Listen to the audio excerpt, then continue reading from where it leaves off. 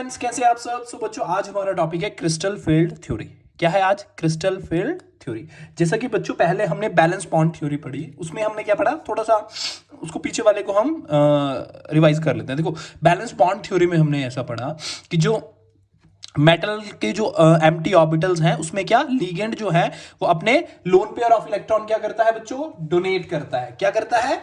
Donate करता है। Sorry, देखो ऐसे कोई मेटल है, बैलेंस बॉन्ड थ्योरी में हमने क्या पढ़ा,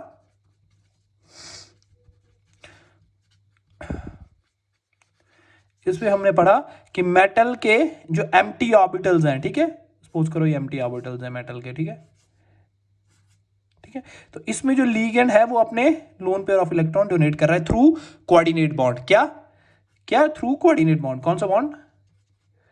कोऑर्डिनेट। समझ गए? तो इसमें क्या बन रहा था? इधर कोऑर्डिनेट बॉन्ड बन रहा था। अब इसमें भी, इस वाली थ्योरी में भी हम क्या पढ़ रहे हैं, इसमें भी मेटल और लीगेंड की बॉन्डिंग ही पढ़ेंगे, पर इसमें सीएफटी बोल रही है कि जो मेटल और लीगेंड की जो बॉन्डिंग है वो प्योरली आयनिक है बच्चों। मतलब कोवलेंट कोवलेंट नहीं है, ना कोऑर्डिनेट है। समझ गए? समझ गए? इधर क्या बता दी अब कोऑर्डिनेट नहीं, सीधी बोल दी कि आयनिक है, मतलब चार्जेस है। मतलब इसका मतलब क्या हुआ कि मतलब जो इलेक्ट्रोस्टैटिक इंटरेक्शन है, ठीक है, लीगेंड और मेटल के बीच में, मतलब एक में पॉजिटिव चार्ज होगा और एक में नेगेटिव, तभी आयनिक बॉन्ड बनेगा ना। मतलब आयंस के बीच में बॉन्ड बनेगा, कैटाइन और एनाइन के बीच में बॉन्ड बनेगा, तभी आयनिक बॉन्ड हुआ ना।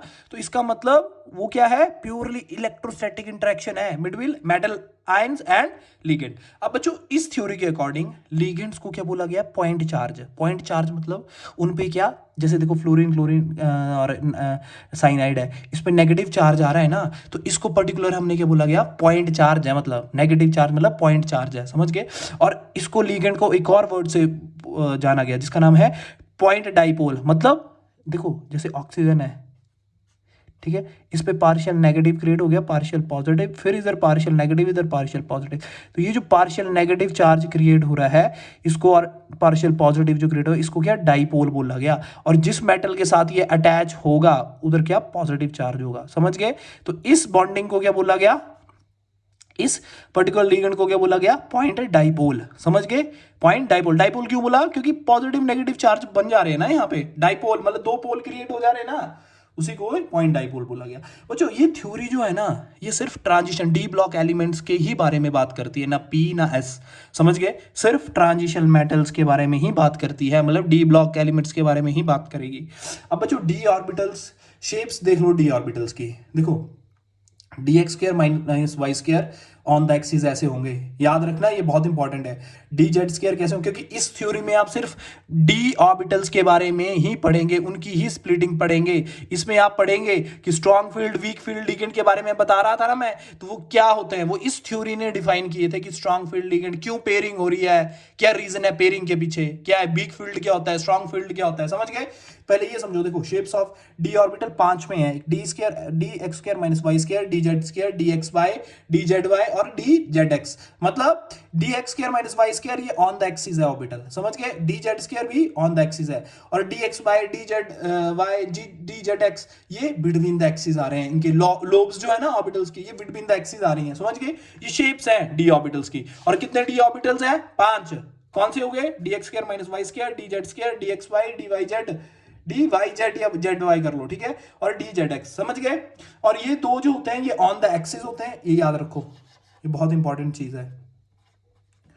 ये इनकी लोब्स जो होती हैं ऑन द एक्सिस होती हैं, और ये सब जो है बिटवीन द एक्सिस होती है। समझ गए? चलो देखो बच्चों, अब इस थ्योरी में इन्होंने क्या बताया था कि स्ट्रॉन्ग फील्ड और वीक फील्ड लीगेंड के बारे में बात की थी, ठीक है। अब बच्चों स्ट्रॉन्ग फील्ड और वीक फील्ड लीगेंड क्या होते हैं? बच्चों मेटल जो इंटरेक्ट करेगी लीगेंड के साथ इस थ्योरी में, वो क्या करेगी? प्योरली आयनिक बॉन्ड बनाएगी, ठीक है। तो अब स्ट्रॉन्ग फील्ड और वीक फील्ड लीगेंड किस बेस पे बताया गया?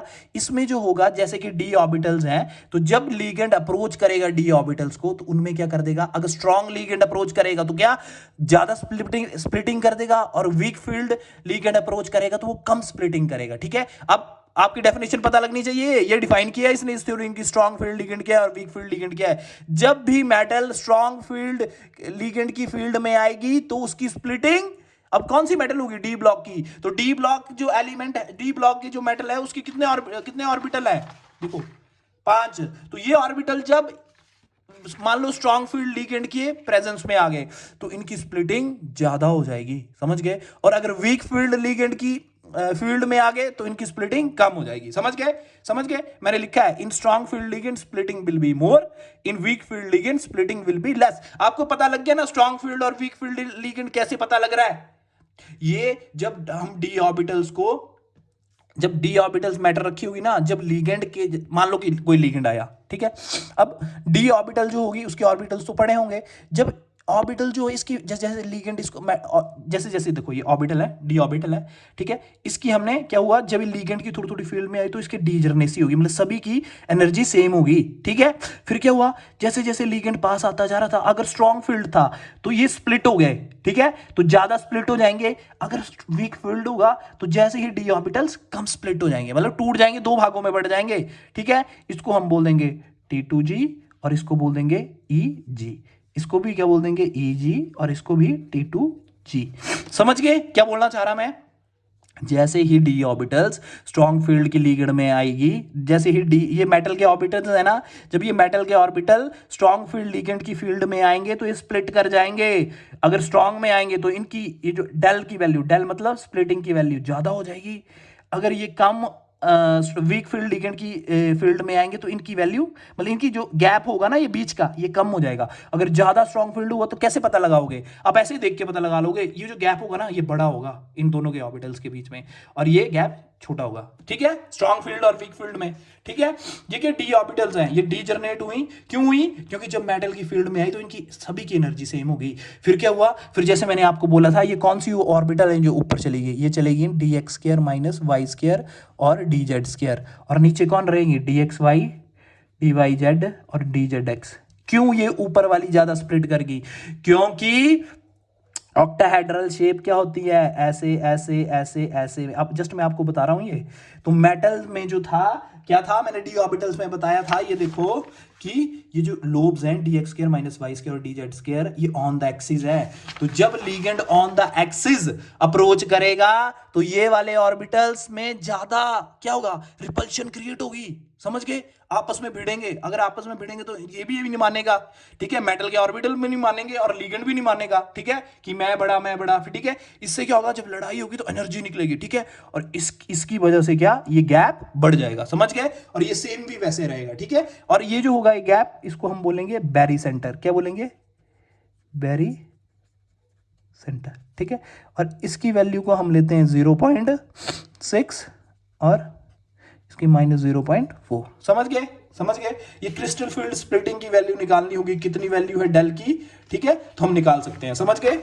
चलो अब हम स्पेसिफिक पढ़ेंगे कि क्रिस्टल फील्ड स्प्लिटिंग जो है वो ऑक्टाहेड्रल में कैसी है। अब ऑक्टाहेड्रल स्ट्रक्चर बच्चों ऐसा होता है, समझ गए, ठीक है।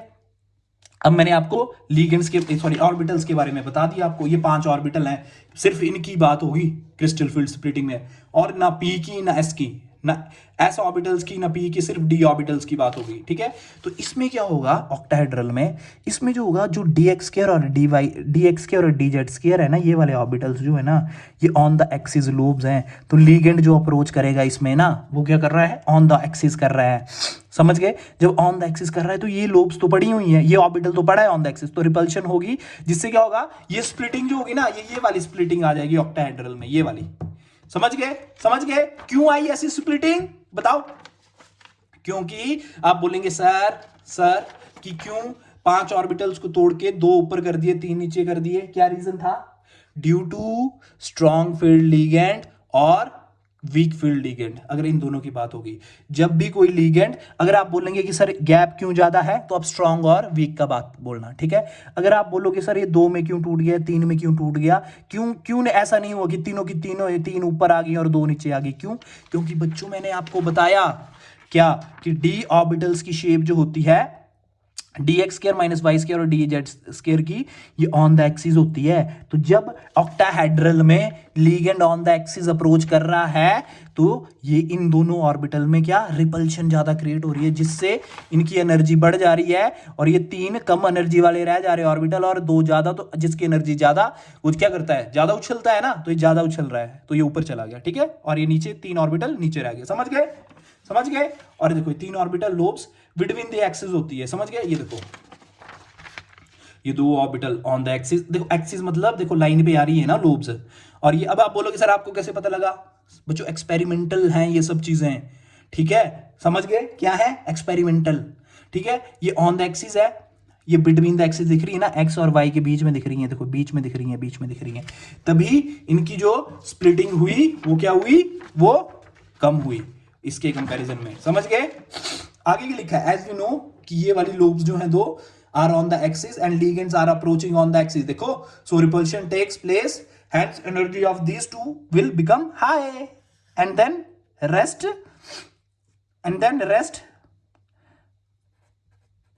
orbitals energy will be less, समझ गए, समझ गए। इन दोनों की हाई होगी और इनकी कम होगी। देखो आगे लिखा है इन dx के dx y dy z dz x orbitals are directed in between the axis so there will be lesser repulsion between metal orbitals ligands, समझ गए, समझ गए ना। अब बच्चों देखो जब ligand he on the axis approach कर रहा है, ये एक्सिस हैं ये, समझ गए, तो ये जो मैंने ऑर्बिटल्स बनाई है ये तो बीच में है, ये वाली 3 जो है ये तो बीच में है, तो इनके बीच में लिगेंड को कोई फायदा नहीं हो रहा है, ठीक है। ज्यादा रिपल्शन कर रहा है, रिपल्शन क्रिएट, पर इतनी ज्यादा नहीं कर रहा जितनी ऑन द एक्सिस पे हो रही है, समझ गए, समझ गए, समझ गए ना। चलो ये स्प्लिटिंग बता दी मैंने आपको। ये ऑर्बिटल्स हैं 5, जब लिगेंड की फील्ड में आ जाएंगे तो इन सभी ऑर्बिटल्स की एनर्जी सेम हो जाएगी पहले, ठीक है, धीरे धीरे आएंगे ना लिगेंड की फील्ड में, ठीक है। फिर बच्चों एक बात बताऊं, आपसे पूछ सकते हैं कि स्ट्रॉन्ग फील्ड और वीक फील्ड लिगेंड क्या है, तो वो कैसे पहचाना इस थ्योरी ने, जब स्ट्रॉन्ग फील्ड और वीक फील्ड के बेसिस पे ही ये स्प्लिटिंग, ये बीच का डिफरेंस आ रहा है डेल्टा नॉट, ठीक है। डेल्टा नॉट मतलब जो स्प्लिटिंग वैल्यू है एट ऑक्टाहेड्रल, डेल नॉट मतलब ऑक्टा, डेल मतलब स्प्लिटिंग की वैल्यू जितनी ज्यादा बीच में होगी, जितना ज्यादा गैप बढ़ेगा उतना मतलब स्ट्रॉन्ग फील्ड है, जितना कम होगा वो वीक फील्ड है, समझ गए ना। इधर ऐसे डिफाइन किया क्रिस्टल फील्ड स्प्लिटिंग ने, क्रिस्टल फील्ड थ्योरी ने स्ट्रॉन्ग फील्ड और वीक फील्ड लिगेंड को ऐसे डिफाइन किया, समझ गए। और ये जो 5 ऑर्बिटल्स है कैसे बढ़ गए, d x square minus y square और d z square, d x y d y z और डी जेड एक्स, समझ गए, समझ गए। और ये वैल्यू क्या लिखी है बच्चों, इसमें जो था वो हम क्या कर रहे हैं, देखो बैरी सेंटर पे ये बैरी सेंटर है, तो ऊपर की तरफ 0.6 डेल नॉट ऑक्टाहेड्रल की वैल्यू है 2 ऑर्बिटल्स की, और ये माइनस 0.4 डेल नॉट है, ये आपने माइनस में है याद रखना, ये समझ गए, समझ गए। ये बच्चों स्पेक्ट्रोकेमिकल सीरीज है, ठीक है, मतलब लिगेंड कौन सबसे ज्यादा स्ट्रॉन्ग है, ये वीक है सबसे ज्यादा स्ट्रॉन्ग ये आ गया, ठीक है, ये आपने याद कर लेना, लिगेंड क्या है, सीरीज है, ठीक है, स्पेक्ट्रोकेमिकल, ठीक है। चलो बच्चों अब ना ये बहुत इंपॉर्टेंट टॉपिक है, assigning electron in the D orbital octahedral. देखो बच्चों याद रखना, जब भी आपकी स्प्लिटिंग होगी ऑर्बिटल की ऐसे, ठीक है, तो ये हंस रूल को फॉलो करेगा, किसको फॉलो करेगा, हंस रूल को। मतलब पहले ऑर्बिटल को सिंगल भरते हैं, याद रखना, ऐसे नहीं करना 1 भर दिया, 1 इधर भर दिया, फिर 1 2 कर दिया, इसको नहीं, पहले single then double then pairing करनी, ठीक है।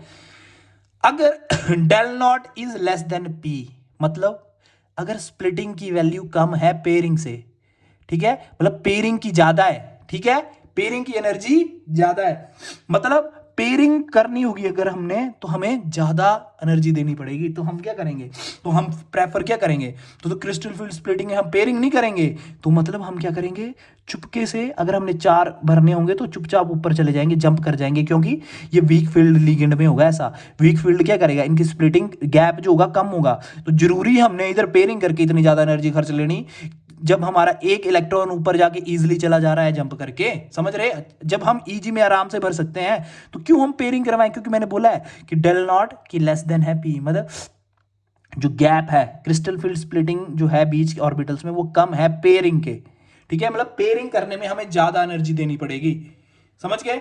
और जो सिंगल सिंगल होते हैं उनको हाई स्पिन कॉम्प्लेक्सेस बोलते हैं। समझ गए? समझ गए ना? तो थोड़ा पानी पी लेता। आप देखो बच्चों, आपको पता होना चाहिए कि वीक फील्ड क्या है, स्ट्रॉन्ग।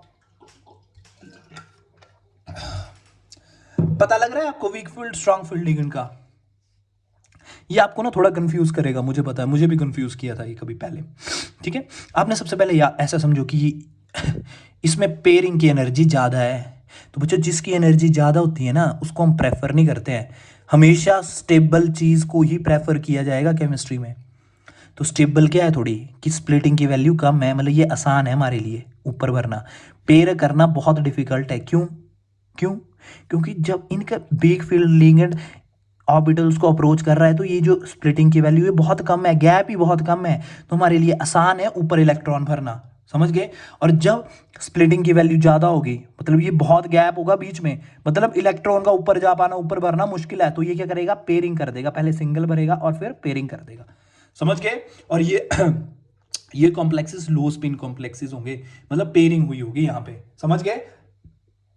और हाई स्पिन कॉम्प्लेक्सेस कौन होंगे? जिसमें सिंगल फील्ड होगा। समझ गए? समझे बच्चों? आपको समझ आएगा ना? तो अगर आपको कोई भी डाउट रहेगा तो आप मेरे को कमेंट करके पूछ सकते हो। समझ गए? समझ गए? ये आपको कंफ्यूज करेगा नो डाउट, पर आराम से समझना इसको। ठीक है, कि इलेक्ट्रॉन्स कैसे भरे जाएंगे ऑक्टाहेड्रल में। ठीक है, जब आपको दिया होगा कि डेल स्प्लिटिंग की value at octahedral is less than P, मतलब जो गैप है वो कम है। ठीक है, क्योंकि वीक फील्ड लिगेंड है। जब मेटल वीक फील्ड लिगेंड की फील्ड में आती है तो स्प्लिटिंग कम करती है। स्ट्रॉन्ग और वीक का क्या मतलब है? यही मतलब है कि जो स्प्लिटिंग गैप जो बीच में वो ज़्यादा है। ठीक है, और वीक फील्ड में कम है। अब इधर मत बोल देना कि सर इधर तो मैंने ज़्यादा कम बना दिया। अगर मैंने इसको बनाना होता तो ऐसे बना सकता हूँ मैं। ठीक है,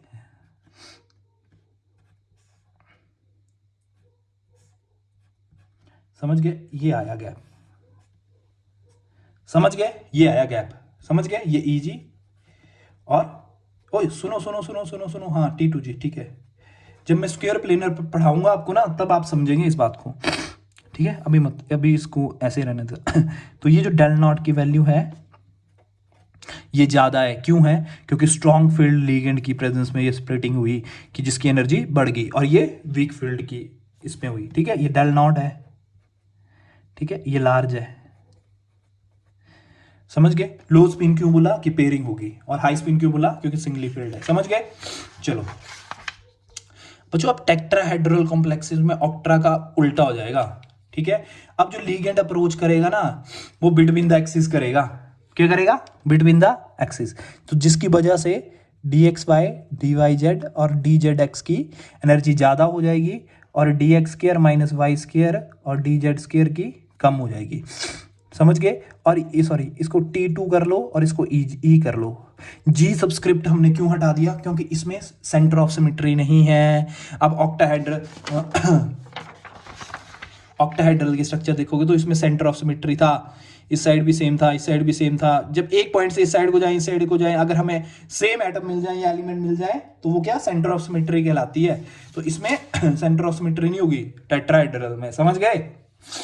समझ गए? अब टेट्राहेड्रल स्ट्रक्चर में आपको बता तो दूं ऐसा, ठीक है, पर ये ऐसी थोड़ी नहीं होती है, इसको ऐसे डॉटेड भी होता है।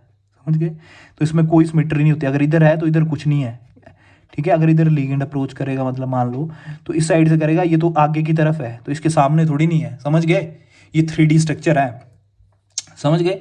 और हमेशा स्प्लिटिंग जो है टेट्राहेड्रल की वो क्या होगी? 4/9 ऑफ ऑक्टाहेड्रल। समझ गए? मतलब इसमें स्प्लिटिंग हमेशा कम रहेगी। समझ गए? और ये ऊपर क्यों आ गई लोब्स? क्यों आई बताओ? टेट्राहेड्रल में ऊपर क्यों आ गई लोब्स? क्योंकि लिगेंड ने कहां से अप्रोच किया? Between the axis. समझ गए? मतलब बताता हूं।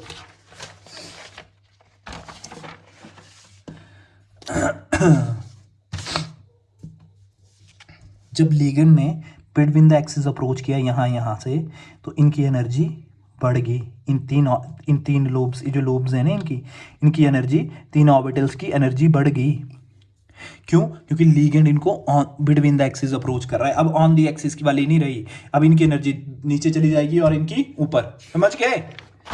समझ गए? तभी ये ऊपर आ गई 3 ऑर्बिटल्स और ये 2 नीचे आ गई। और जी क्यों नहीं लगाया? क्योंकि सेंटर ऑफ सिमेट्री नहीं है इसमें। समझ गए? समझ गए? ये तो मैंने पढ़ा दिया था। ओके बच्चों, तो thank you so much, bye bye, take care.